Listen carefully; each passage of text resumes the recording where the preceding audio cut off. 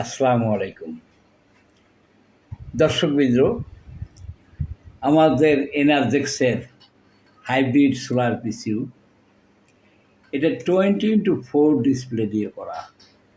এটা এখনও পূর্ণভাবে আমরা উপরের বেস প্লেট লাগাই নাই। এটা এখন সম্পন্ন করলাম চার্জিং অ্যাম্পিয়ার অ্যাডজাস্ট লোড সহ। এটাতে আপনার 800 ওয়াট লোড এবং 60 অ্যাম্পিয়ার এমপিপিটি থাকবে।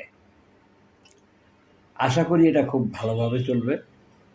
এটার আরেকটা বিশেষ বৈশিষ্ট্য, চার্জিং এবং ব্যাকআপ মোড ছাড়া সার্বক্ষণিক ট্রান্সফর্মার আইসোলেট থাকবে, বিদ্যুৎ সাশ্রয় হবে।